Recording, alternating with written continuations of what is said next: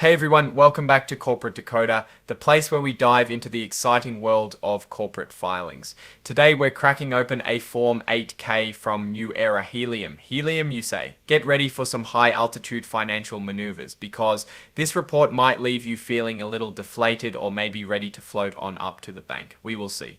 So New Era Helium filed this report called an 8K with the Securities and Exchange Commission. An 8K is basically a company saying, hey, something important happened and we need to tell you about it now. The date of the report is February 21st, 2025, which is also when the big event they're reporting on happened. Basically, they are reporting on this very day. The main thing they're talking about is an agreement, specifically an amended and restated equity purchase facility agreement. That's a mouthful, so let's break it down. Think of this agreement like a financial lifeline. New Era Helium already had one of these agreements in place called the existing EPFA with an investor. This investor is an institution, meaning it's probably a bank or investment fund. Under the original agreement, New Era Helium could issue promissory notes, which are like fancy IOUs worth a total of $10 million. Also, New Era Helium had the option, but wasn't required, to sell up to $75 million worth of their stock to this investor. The investor, in turn, was committed to buying it. Now, they've changed this original agreement, creating the AANDR EPFA. This new agreement modifies the old one completely. So, what's changed?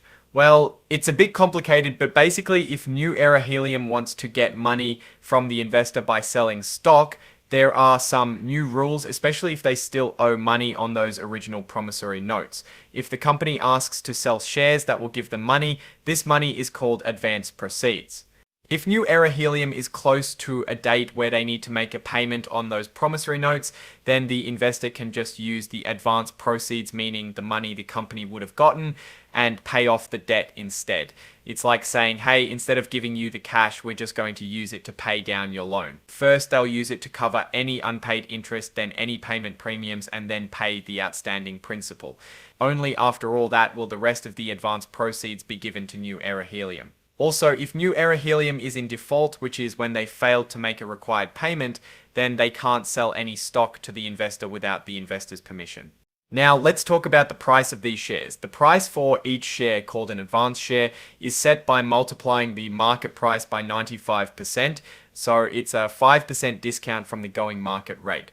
New Era Helium can also set a minimum price they'll accept for the shares, called the minimum acceptable price. But there are rules around this too. If they don't set a minimum price, it gets automatically set at a certain level above the floor price. The company also needs to watch out for excluded days, which can reduce the amount of shares they can sell. Also, the price can never be lower than the floor price, and the company cannot sell shares to the investor if the market price is too low. The floor price is a very important detail. It's currently set at $0.7176 per share. This number was calculated as 20% of the average price of the company's stock over 5 days in January 2025. This floor price can be adjusted, but only downwards. Starting in July 2025 and every 6 months after that, the floor price can be lowered based on the average stock price. The company can also choose to lower the floor price themselves. So, what does all this mean? It's like New Era Helium has set up a way to get cash when they need it by selling stock to this investor. But the investor has some protection to make sure they get paid back on those original loans. There are rules to make sure the company doesn't sell shares too cheaply, and these rules have been updated in this new agreement. The rest of the report just lists the agreement itself as an exhibit. This means you can read the full legal document if you really want to get into the nitty-gritty details. Now let's step back and look at the bigger picture. What does this agreement tell us about New Era Helium? From this filing alone, the first thing to consider is that the company needs cash. They're using this agreement to get money from an investor by selling stock. That's not necessarily a bad thing, but it does mean they might not have enough cash on hand from their normal business operations. The existing agreement where they could issue promissory notes indicates that they needed immediate cash. They are continuing that pattern of behavior. The floor price is an area of concern.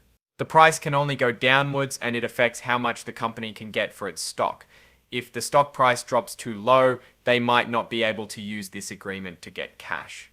Overall, the agreement seems to favor the investor more than the company. The investor has protections to ensure they get paid back, and the company has to follow a lot of rules to sell shares.